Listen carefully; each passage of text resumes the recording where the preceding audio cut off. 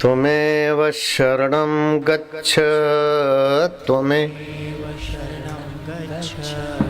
सर्वभावेन भारत तत्प्रसादात् परां शान्तिं स्थानं प्राप्यसि शाश्वतम्। हे अर्जुन, तू सब भाव से, सब प्रकार से उस परमात्मा की शरण जा। मन से जो सोचो उसी के विषय में, बुद्धि से जो निर्णय करो उसी के विषय में,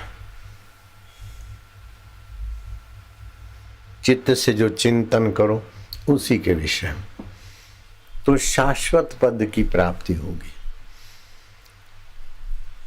शाश्वत ज्ञान, शाश्वत सुख, शाश्वत शांति। नश्वर सुख तो बार बार मिलता है, बार बार दुख दे जाता है। नश्वर ज्ञान पढ़ पढ़ के फिर भूल जाते हैं। आत्मज्ञान से बढ़कर कोई ज्ञान नहीं, आत्म सुख से बढ़कर कोई सुख नहीं, और आत्म लाभ से बढ़कर कोई लाभ नहीं। आत्मज्ञानात् परम ज्ञानम न विद्यते, आत्म सुखात् परम सुखम न विद्यते, आत्म लाभात् परम लाभम न विद्यते। केवल इरादा करो कि हमें आत्म लाभ पाना है। आत्मा माना क्या? जिससे सारी सृष्टियां चलती और जो सभी के शरीरों में हर समय रहता, वह आत्मा जो चेतन है, ज्ञान स्वरूप है। ज्ञान को भी जानता है, अज्ञान को भी जानता है। रात को कुछ नहीं देखा था, सो गए थे, कुछ न देखने को भी जानता है। और ये देखा था, वो देखा था, सपने को भी जानता है। सपना आकर मिट जाता है, नींद आकर मिट जाती है, जागृत आकर मिट जाता है, लेकिन ज्ञान स्वरूप मेरा प्रभु सदा सभी में अनुस्यूत रहता है। सब आके चला जाता है। बचपन, जुवानी सब आके चला जाता है। मन के अच्छे विचार, बुरे विचार आके चले जाते। कुछ लोग ऐसी गलती करते हैं कि मेरे को सदा अच्छे विचार आए, बुरा विचार आए नहीं। बुरा विचार आते तो परेशान होते, बुरा विचार नहीं आए सोचते हैं तो और बुरे विचार आते। एक आदमी ने किसी रास्ते चलने वाले साधु बाबा के वेश वाले से बोला, बाबा मुझे अमीर बनने का मंत्र दे दो। बाबा ने कहा, ये ले ले, अमीर बनने में क्या बड़ी देर है, अमीर बनना है, ये मंत्र लो। कुछ भी मंत्र सुना दिया ऐसे ही। बोले देख, ये मंत्र जपना सुबह शाम, अपने आप अमीर बनेगा। लेकिन बंदर का ध्यान मत करना, बंदर नहीं दिखे, ख्याल रखना। अब वो बैठा, बंदर नहीं दिखे तो बंदर ही दिखने लगे। हद हो गई। बंदर को हटावे, लक्ष्मीवान बनूं, संपत्तिवान बनूं, बंदर ही दिखे। उसने सोचा हद हो गई, आज तक तो नहीं आते थे, अभी कैसे आ गए। कमरे से बाहर निकले, पूजा के रूम में बैठे। रात को सोते समय बंदर नहीं दिखे, लेकिन बंदर ही दिखने लगे। हद हो गई, रात को तो पेड़ पे चले गए, कमरे में कैसे घुसे। बंदर न दिखे, बंदर न दिखे, करते करते बंदर ही बंदर दिखने लगे। वो गया, बोले महाराज आपने मंत्र दिया, वो मंत्र सच्चा हो चाहे झूठा हो। आपने तो कहा था बंदर नहीं दिखना चाहिए, तो बंदर नहीं दिखना चाहिए। मैं सोचता हूं तो बंदर ही दिखते। हद हो गई। ऐसी कोई मिनट नहीं कि बंदर ना आवे। जब भी जप करने बैठता हूं बस वही दिखता है। तो ऐसे ही तुम लोग भी फंस जाते हो। ऐसा नहीं होना चाहिए, तो फिर ऐसा ही होता है, ऐसा ही चिंतन होता है। ऐसा चिंतन नहीं होना, मेरा ऐसा नहीं होना। अरे ये सब संसार है, इसको महत्व न दो। श्री कृष्ण कहते हैं न किंचित अभी चिंतित, अच्छा हो ऐसा भी चिंतन न करो, बुरा हो ऐसा भी न करो, बस चैतन्य है, वासुदेव है, आनंद है, ओम ओम। इस सब को जानने वाला कौन है? मैं कौन हूँ? ऐसा खोजते खोजते शांत हो जाओगे। तो प्रशांत आत्मा विगतम भी ब्रह्मचारी व्रते स्थिता। जैसे ब्रह्मचारी ब्रह्मचर्य व्रत में स्थित है, ऐसे ही प्रशांत आत्मा अपने आत्म स्वभाव में स्थित है। मन इधर उधर जाए, ओम ओम, हरि गोविंद नारायण नारायण, बार बार भगवान के नाम का सुमरण करो।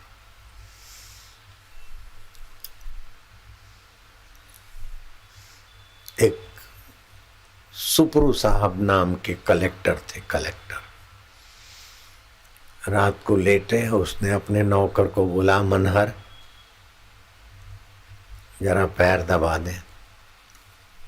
मनहर नाई था, सुपरू साहब की मालिश करना, पैर दबाना, जो कुछ चक्कर भर, दूध सब्जी लाना। लेकिन वो था बड़ा सत्संगी और खुले मन का था। सुपरू साहब ने कहा, जरा मनहर कुछ कहानी भी तो सुनाओ, तो सत्संग में सुन के आते हो ना, कहानी सुनाओ।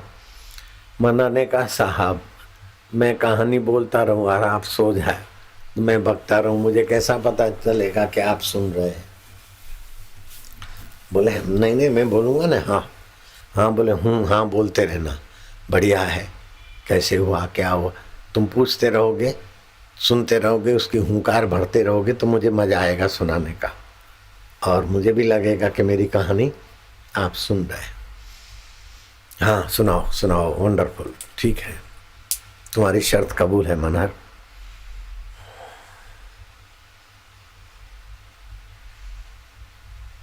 बोले सोने की खाट, रेशम की नवार, फूलों की सेजा, अतर का छिटकाव, चांदनी रात। सो गए ने साहब? नहीं नहीं, सोने की खाट, रेशम की नवार, फूलों की चादर, अतर का छिटकाव, सुन रहा हूं। रोज सजा सजती और जो राजा साहब बने थे,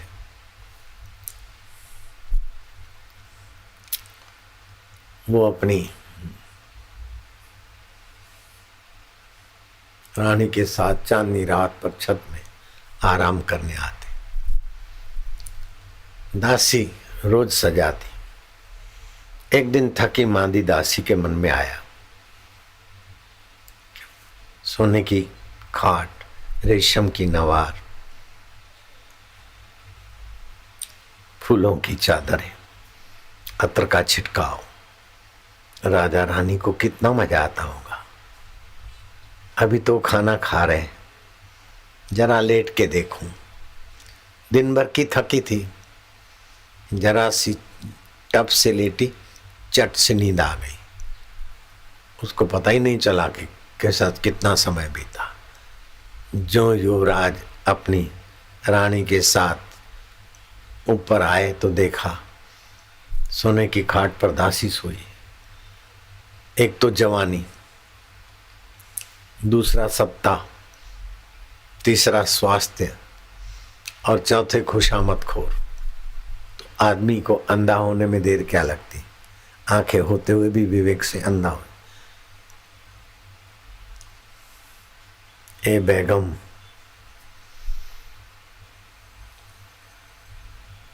तेरी जगह पर वो लेटी है, तेरा अधिकार वो छीन रही है, ये ले चाबुक और दासी को मार 100 चाबुक। इसकी जुर्रत कैसे हुई? रानी ने उठाया चाबुक, सटाक सटाक सटाक, गिनती गई, 1 2 3, 100 मारने थे बैत, 3 4 5 गिनती गई। तब तक तो दासी बेचारी एक बैत में ही उठ खड़ी हुई। बैत लगते गए, रोती रही, चिल्लाती रही। 4 5 6, वो चिल्लाने वाली दासी खड़खड़ाहट हंस पड़ी। सो गए न सुपरू साहब? नहीं नहीं नहीं, सुन रहा हूं। राजा ने अपनी जोरू से बैत मरवाए और दासी 5-6 बैतों तक रोती रही। फिर एक हंसी, वंडरफुल। फिर क्या हुआ? अचानक राजा और रानी चकित हुए कि रोने वाली दासी एकाएक क्यों हंसी। सच बता क्यों हंसी? बोले सच तो बताती हूँ कि जब बैत लगे तो पीड़ा हुई, रोई।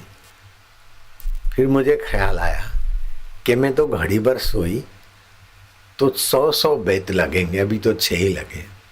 और जो रोज सोते हैं उनको न जाने मरने के बाद कितनी कितनी योनियों में कितने कितने बैत लगेंगे।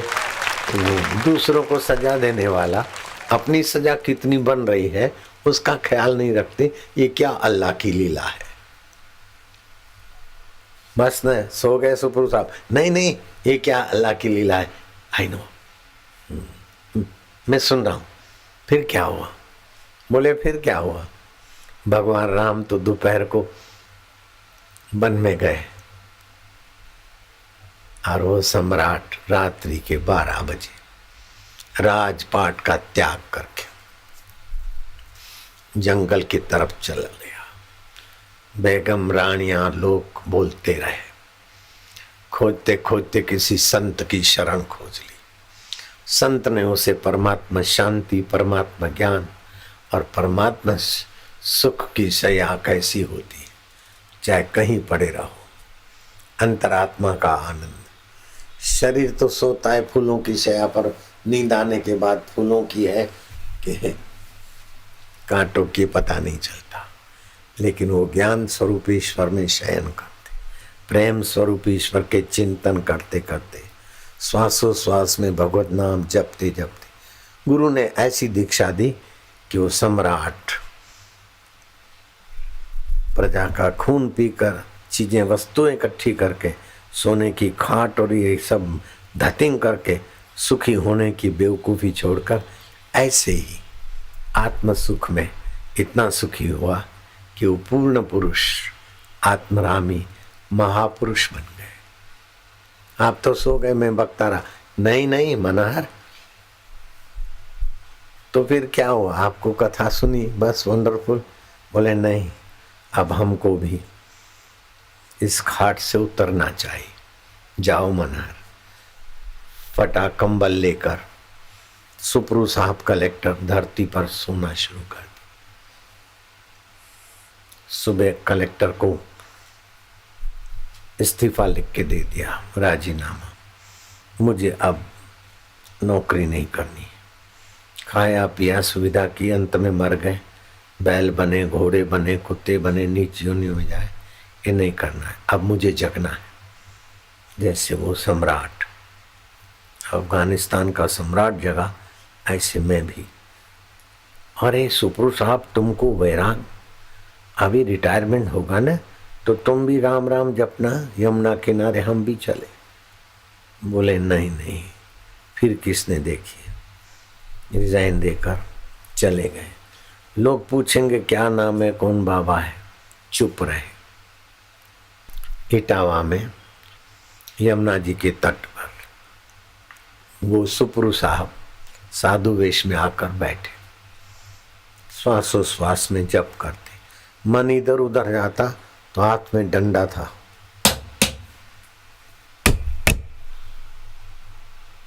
मानो घोड़ा ढीला हुआ या घोड़ा गलत रास्ते जाता है तो तांगे वाला जरा सोटी का खटखटा करता है, वो खटखट कर देते। तो लोगों ने नाम उनका रख दिया खटखटा बाबा। अभी भी खटखटा बाबा के नाम से वहाँ के लोग उस संत पुरुष को जानते। वर्षों की ऐसी शांति, भगवत विश्रांति में रहे। जो भगवत विश्रांति में रहते हैं तो सामर्थ्य आता है, सामर्थ्य भी आता है, निर्भयता भी आती है। निर्भयता आती तो मिली हुई शक्तियों का दुरुपयोग नहीं करेगा। मिली हुई योग्यताओं का दुरुपयोग करने से आदमी का पतन होता है। मिले हुए विवेक का अनादर करने से, विवेक कहता है कि बुरा है फिर नहीं खाना चाहिए, विवेक कहता है कि अनुचित है तो नहीं करना चाहिए, लेकिन विवेक का अनादर करने से आदमी की बुद्धि नीच हो जाती और विवेक का आदर करने से आदमी की बुद्धि ऊंची हो जाती। उनकी बुद्धि ऊंची हो गई, उनका संकल्प सामर्थ्य आ गया। 12 साल बीत गए, भिक्षा में कोई कुछ दे जाए, जो जरूरी है वो खाते, बाकी का छोड़ देते, बांट देते, कुछ करते, ज्यादा ठास के नहीं खाते। एकादशी को उपवास करते, मौन रहते, शक्तियों का संचय हुआ। वही इटावा की यमुना जी में एक दिन साधु पद्मासन बांधकर अपनी योग शक्ति से जा रहे थे पानी के बहाव में आराम से। खटखटा बाबा को देखा, अरे खटखटा जरा पानी पिला दे यार। खटखटा ने करमंडल भरा यमुना जी के जल से, और जैसे आप धरती पे पैदल चलते ऐसे ही संकल्प बल से वो पैदल जाकर पद्मासन में बैठे हुए साधु को पानी का करमंडल दिया, प्रणाम का। अरे खटखटा सुपरू में से खटखटा बाबा बन गया। तुम भी सिद्ध हम भी सिद्ध। परमात्मा स्वतः सिद्ध है और उसमें टिककर जो भी संकल्प करो पंचभौतिक शरीर का, संसार का होता है। तो ये कोई प्राचीन काल की घटना नहीं है। खटखटा बाबा का जो आश्रम, जो संस्था है, अभी अपने समिति वाले संभालते। वो ट्रस्ट है मेरा, उसमें कोई मालिकाना किसी चीज में मेरा नहीं है, वो सब चल रहा है। शरीर के भी आप मालिक नहीं हो तो और चीजों के मालिक कब तक? व्यवहार में संभालना पड़ता है, संभालो। बाकी तो आप अपने मन को इधर उधर जाए तो ओम नारायण हरि